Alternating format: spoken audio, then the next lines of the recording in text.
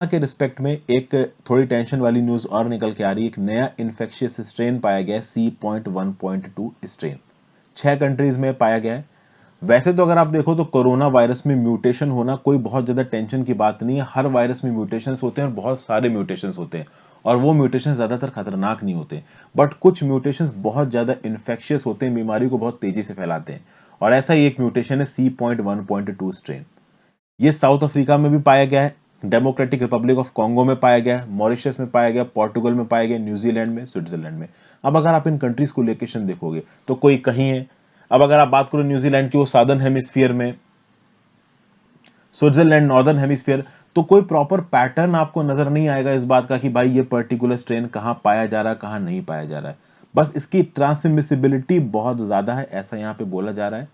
Genome sequencing कराई जा रही है अलग अलग देशों में, बट अभी पता चला है कि ये स्ट्रेन बहुत ज्यादा इन्फेक्शियस है। पूरे चांसेस है, आप देखिए जहां स्विट्जरलैंड, न्यूजीलैंड, पोर्टुगल में मिल रहा है, वहीं आप देखो तो ये आपका साउथ अफ्रीका में भी मिल रहा है। पूरे चांसेस है कि हो सकता है इंडिया में भी ये फैल रहा हो। चूंकि हमारी जेनोम सीक्वेंसिंग इतनी स्ट्रांग नहीं है, तो हम उसको इतनी जल्दी आइडेंटिफाई ना कर पा रहे हो। अब ये कितना इन्फेक्शियस है, कितना इन्फेक्शियस नहीं है, ये यूएस का FDA और ओवरऑल WHO अपनी थीसिस करके बताएंगे।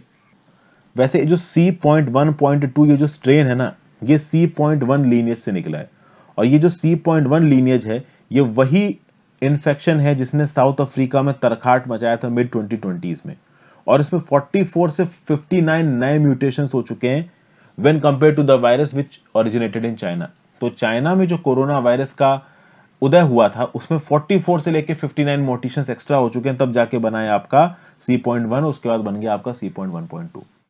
अब वैसे तो देखा जाए तो C.1 एक साउथ अफ्रीकन वायरस के लीनियज से बना, लेकिन इसको एक्चुअली में साउथ अफ्रीकन बोलना ठीक नहीं है, क्योंकि ये म्यूटेशंस कहां से ओरिजिनेट हुए हैं आप एग्जैक्टली बता नहीं सकते।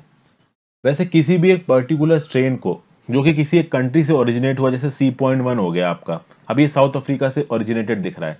अगर आप इंडिया की बात करें तो इंडिया में ये जो डेल्टा वेरिएंट का स्ट्रेन है, पूरी दुनिया में बोला जा रहा है इंडियन वेरिएंट, इंडियन वेरिएंट। अरे इस बात की क्या गारंटी कि भाई ये इंडिया में ओरिजिनेट हुआ है? हो सकता है आसपास पाकिस्तान जैसी या किसी और कंट्री से ओरिजिनेट हुआ और इंडिया में आ गया हो।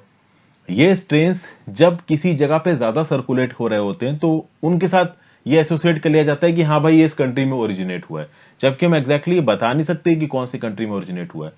तो C.1.2 बोल लीजिए, चाहे आप इंडियन वेरिएंट डेल्टा बोल लीजिए, चाहे आप साउथ अफ्रीकन वेरिएंट, चाहे ब्राजीलियन वेरिएंट, चाहे आप यूके वाला वेरिएंट, किसी की भी बात कर लीजिए, इसको 100% ये नहीं बोला जा सकता है कि ये इन्हीं कंट्री से ओरिजिनेट हुआ हो। हाँ, वहां पे ज्यादा फैला है शुरुआत में, तो ऑब्वियस सी बात है, सबको लगता है कि भाई वहीं का वेरिएंट है, और उसी के नाम पे, मतलब उस कंट्री के नाम पे बोल दिया जाता है कि भाई हाँ ये ब्राजीलियन वेरिएंट है। और भारत सरकार ने तो साफ साफ बोला भी था कि डेल्टा वेरिएंट को आप इंडिया के साथ मत जोड़िए, इसको इंडियन वेरिएंट नाम मत दीजिए। तो इससे एक प्रकार का तैबू फैलता है।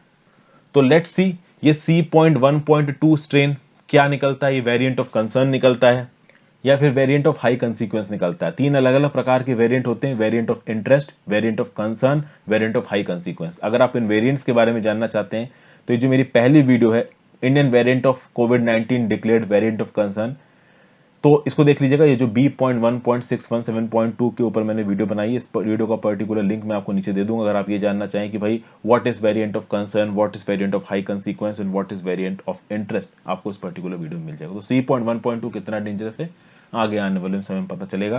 This is a small update. ऐसा समझ में आ रहा है कि इसका ओरिजिन साउथ अफ्रीका या किसी अफ्रीकन कंट्री से हुआ है, एग्जैक्टली कहां नहीं जा सकता, क्योंकि न्यूजीलैंड जैसी जगहों पे भी मिला है, स्विट्जरलैंड में मिला है। अब कहां नॉर्दर्न हेमिस्फीयर में स्विट्जरलैंड और कहां न्यूजीलैंड, कितना दूर है, बट वेरिएंट दोनों जगह पे मिले हैं, तो देखते हैं क्या निकल के आता है। Thank you for watching friends, I hope आपको यहाँ पे कुछ ना कुछ यूजफुल जानने को मिला हो। ज्यादा से ज्यादा लोगों के साथ इस वीडियो लेक्चर को शेयर करिएगा। चैनल को अगर अब तक सब्सक्राइब नहीं किया है तो जरूर कर लीजिए। Have a great day, goodbye. चाहे तो इंस्टाग्राम पे फॉलो कर सकते हैं, हर चीज का लिंक नीचे डिस्क्रिप्शन बॉक्स में दे रखा है।